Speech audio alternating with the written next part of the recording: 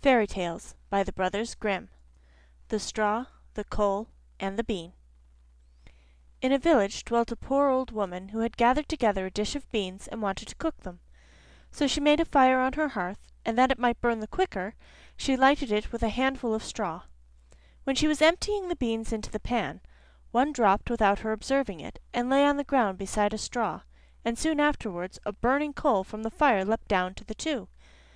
Then the straw began and said, "Dear friends, from whence do you come here?" The coal replied, "I fortunately sprang out of the fire, and if I had not escaped by sheer force, my death would have been certain. I should have been burnt to ashes."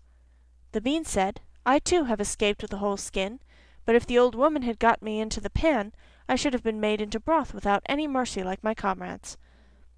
"And would a better fate have fallen to my lot?" said the straw.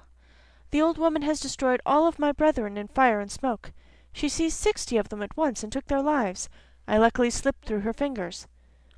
"But what are we to do now?" asked the coal. "I think," answered the bean, "that as we have so fortunately escaped death, we should keep together like good companions, and lest a new mischance should overtake us here, we should go away together and repair to a foreign country." The proposition pleased the two others, and they set out on their way together. Soon, however, they came to a little brook, and as there was no bridge or foot-plank, they did not know how they were to get over it. The straw hit on a good idea, and said, "I will lay myself straight across, and then you can walk over on me as on a bridge."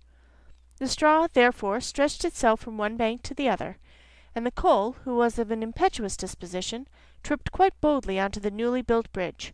But when she had reached the middle, and heard the water rushing beneath her, she was, after all, afraid, and stood still and ventured no farther.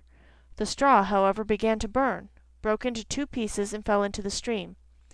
The coal slipped after her, hissed when she got into the water, and breathed her last.